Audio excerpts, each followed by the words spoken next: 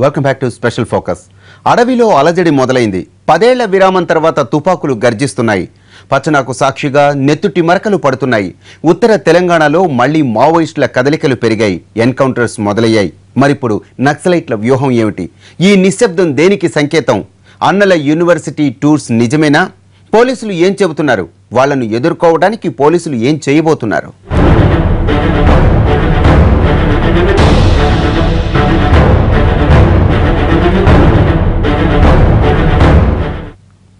తెలంగాణలో నిరుద్యోగ యువత అడవిబాట పడుతోందా? అది బాగా చదువుకున్న వాళ్ళు మావోయిస్టు పార్టీలో చేరుతున్నారా? ఓవైపు ప్రభుత్వం ఉద్యోగ జాతర మొదలు పెడితే అదే రేంజ్లో అన్నలు కూడా రిక్రూట్మెంట్ మొదలుపెట్టారా? వరంగల్ ఎన్కౌంటర్ తర్వాత వస్తున్న ప్రశ్నలివి. యూనివర్సిటీల్లో పోలీసులు నిర్వహిస్తున్న నాకాబందీలను చూస్తే ఈ అనుమానాలు బలపడుతున్నాయి.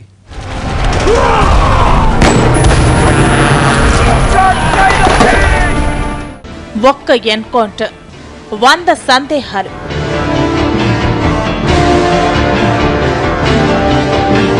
ఇద్దరి మృతి, ఎన్నో ప్రశ్నలు.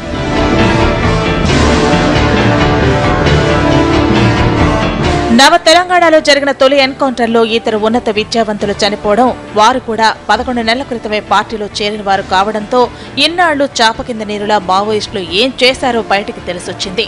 తెలంగాణలో ప్రత్యేకించి ఉత్తర తెలంగాణలో ఉన్నత విద్యావంతులే లక్ష్యంగా రిక్రూట్మెంట్స్ జరుగుతున్నాయన్న అనుమానాలు బలపడ్డాయి. తెలంగాణ రాష్ట్రం వచ్చాక కాస్త సైలెంట్ గా ఉన్న మావోయిస్టులు ఛత్తీస్గఢ్, మహారాష్ట్రలోకి మకాం మార్చారు. అక్కడి నుంచే పార్టీ విస్తరణ ప్రణాళికలు సిద్ధం చేసుకున్నారు.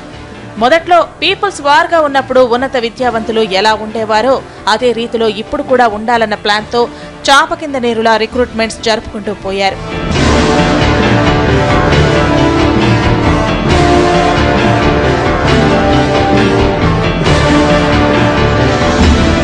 అయితే నక్సలైట్ల కదలికలపై నిఘా పెట్టిన పోలీసులు వాళ్లు కాకతీయ యూనివర్సిటీకి వచ్చి వెళ్లిన విషయాన్ని కూడా పసిగట్టారు. దళాలు మైదాన ప్రాంతాల్లో తిరుగుతున్న విషయాన్ని నిర్ధారించుకుని నిఘా పెట్టారు. అలాగే ఛత్తీస్గఢ్ నుంచి యాక్షన్ టీమ్స్ వరంగల్ జిల్లాలో ప్రవేశించాయన్న సమాచారంతో ఎప్పటికప్పుడు అలర్ట్ అయి కూంబింగ్ మొదలుపెట్టారు. ఈ క్రమంలోనే ఎన్కౌంటర్ జరిగింది. దీంతో పాటు గోడల మీద పోస్టర్లు, భూపాలపల్లిలో విడుదలైన కరపత్రాలు, ప్రొక్లైన్ దగ్ధం వంటి ఘటనలన్నిటి మీద ఆరా తీస్తున్నారు పోలీసులు. ఇందులో జరిగింది ఎన్కౌంటర్ తర్వాత 2 డెడ్ బాడీ దొరికింది. డెడ్ బాడీలో ఒక మేల్ బాడీ, ఒక ఫీమేల్ బాడీ దొరికింది. 2 వెపన్ కూడా రికవర్ అయింది. వెపన్తో సహా కొంచెం వేరే మెటీరియల్స్, కిట్ బ్యాగ్స్ కూడా రికవర్ అయింది. పోస్టర్ సంబంధించిన లేకపోతే బర్నింగ్ సంబంధించిన కేసు రిజిస్టర్ చేసి ఎంక్వైరీ నడుస్తుంది. కానీ ఈ ఇన్సిడెంట్ సంబంధించిన ఇదే ఫ్యాక్ట్. విరామాన్ని ఆసరా చేసుకుని ఇటు పోలీసులు అటు నక్సలైట్లు నెట్వర్క్ ను పెంచుకున్నారు. దీంతో ఇప్పుడు ఉత్తర తెలంగాణలో ఎప్పుడేం జరుగుతుందోనన్న టెన్షన్ మొదలైంది. యూనివర్సిటీల్లో నాకాబందీ నిర్వహిస్తున్నారు పోలీసులు. ఎన్కౌంటర్ తర్వాత అణువణువు గాలిస్తున్నాయి ప్రత్యేక బలగాలు. ఛత్తీస్గఢ్, మహారాష్ట్ర, గోదావరి పరివాహక ప్రాంతాల నుండి ఉత్తర తెలంగాణ జిల్లాల్లోకి మావోయిస్టులు చొరబడ్డట్టు ఇంటెలిజెన్స్ సమాచారం ఉంది. అందుకే పూర్తి స్థాయిలో అప్రమత్తమయ్యారు. ఇన్ఫార్మర్ నెట్వర్క్ ని ఇంకా బలోపేతం చేసే పని మొదలైంది. 6 నెలల వ్యవధిలోనే వివిధ యూనివర్సిటీల నుంచి కనీసం 60 మంది స్టూడెంట్స్ అడవిబాట పట్టినట్టు పోలీసుల దగ్గర సమాచారం ఉంది.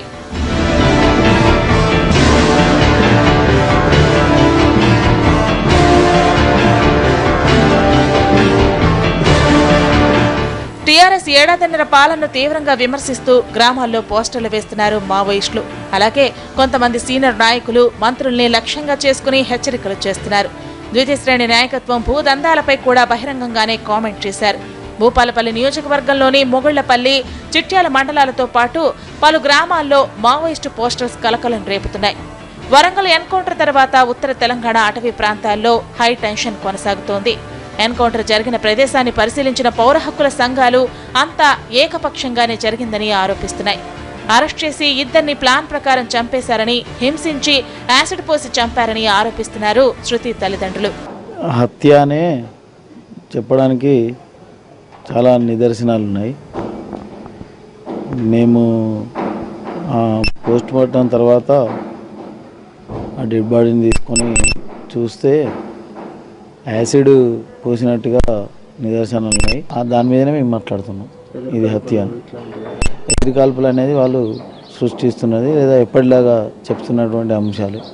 విచారణ చేసి ఎవరైతే హత్య చేసిందో ఆ హత్యకు కారణమైన వాళ్ళ మీద యాజ్ పర్ ది చట్టం వాళ్ళు చట్టము అంటున్నారు, చట్టాన్ని గౌరవించితే నిజంగానే 302 సెక్షన్ ప్రకారంగా వాళ్ళపైన కేసు నమోదు చేసి శిక్షించాలని మేము డిమాండ్ చేస్తాం. ఎదురుకాల్పులు అంటున్నారు కానీ ఎదురుకాల్పులు కావు. నా బిడ్డను తీసుకుపోయి చంపేశారు. ఎదురుకాల్పులు అంటే 2 వైపులా కాల్పులు ఉండాలి. అటువైపు నుండి కాల్పులు ఒప్పించలేదు. ఇంతవరకు ఎక్కడ రాలేదు, పేపర్లో రాలేదు, మీడియాలో రాలేదు.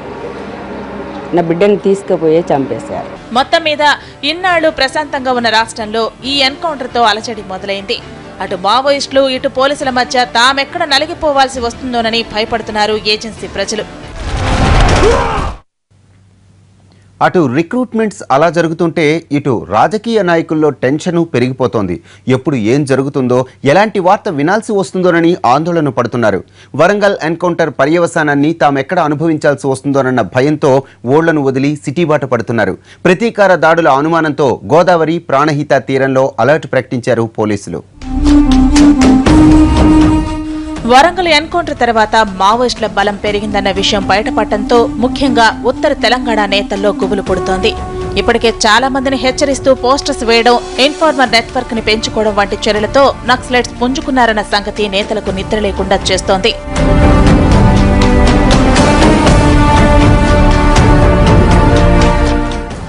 వరంగల్తో పాటు మహారాష్ట్ర, ఛత్తీస్గఢ్తో సరిహద్దును పంచుకుంటున్న కరీంనగర్ జిల్లాలో కూడా పోలీసులు అలర్ట్ అయ్యారు. ప్రతీకారం కోసం మావోయిస్టులు ప్రజాప్రతినిధులను టార్గెట్ చేసే అవకాశం ఉందని ఇంటెలిజెన్స్ హెచ్చరించడంతో ఓ మోస్తరు నాయకులు సైతం గ్రామీణ ప్రాంతాలను వదిలి పట్టణాలకు వెళ్లే ప్రయత్నాల్లో ఉన్నారు. పైకి గంభీరంగా కనిపిస్తున్నా నేతలు లోలోపల ఎవరి ప్రయత్నాల్లో వారు ఉన్నట్టు తెలిసింది.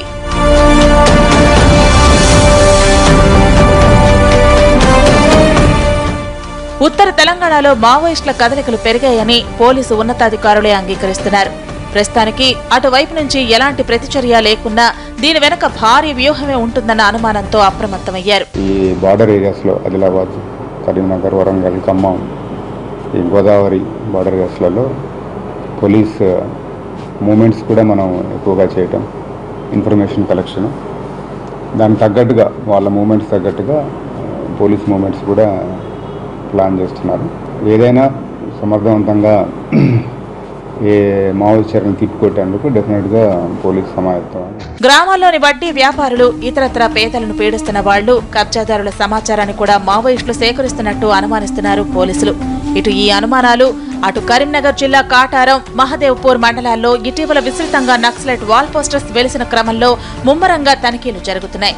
మహదేవ్పూర్ మండలం సరవాయిపేటలో కరపత్రాలు వేయటం, ఇదే మండలం మూకనూరులో ప్రజా కోర్టును నిర్వహించి భూస్వాములను చితకబాది ఊరు వదిలి వెళ్లిపోమని హెచ్చరించడం వంటి పరిణామాల మధ్య అలర్ట్ పెరిగింది.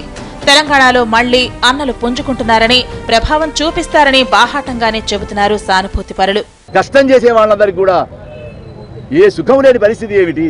అధికారంలో ఉన్న వాళ్ళకు అన్ని విలాసాలు, అంత సంపదలు అనుకూడేటువంటి పరిస్థితి ఏమిటి? ఇంత దుర్మార్గమైన వ్యవస్థ ఉన్నప్పుడు మరి విద్యార్థులు భ్రమలు వీడికి సరిగ్గా మీ మీడియా వాళ్ళే మీకు ఇచ్చిన ఇంటెలిజెన్స్ రిపోర్ట్ కావచ్చు, ఈ సంవత్సరంలోనే 36 మంది అజ్ఞాత జీవితానికి వెళ్ళారని రాస్తూ ఉన్నారు.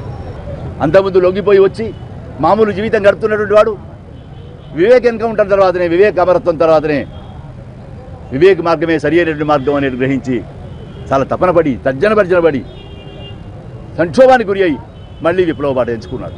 ఇప్పటికైనా ప్రజాస్వామ్యవాదులైనటువంటి వాళ్ళు, బుద్ధిజీవులైనటువంటి వాళ్ళు ఇంత దుర్మార్గమైన పద్ధతి అనుసరిస్తున్నటువంటి ఈ ప్రభుత్వానికి హెచ్చరించి సరి అయినటువంటి దారిలో పెట్టకపోతే ఇది ఇంకా జరుగుతుంది. అన్ని రోజులు వేచి చూసిండ్రు, మాకు ఏమన్నా న్యాయం జరుగుతుందేమో, మా తెలంగాణలో మాకు ఉద్యోగాలు వస్తాయొచ్చు, ఎడ్యుకేషన్ కూడా గవర్నమెంట్ పాఠశాలను ఉద్ధరిస్తారొచ్చు, విద్యా విధానం కూడా మన గవర్నమెంట్ విద్యా విధానము ప్రారంభిస్తారొచ్చు అని కలలు కన్నాం మనం. కానీ అవేవి కూడా నెరవేరే కనబడతలేదు. ఈ సంవత్సరంన్నర లోపల కూడా మొత్తము పెట్టుబడిదారుల కోసం ఊడిగం చేసే పనులే చేస్తున్నారు, వాళ్ళు స్పీడప్ చేస్తున్నారు వాటిని.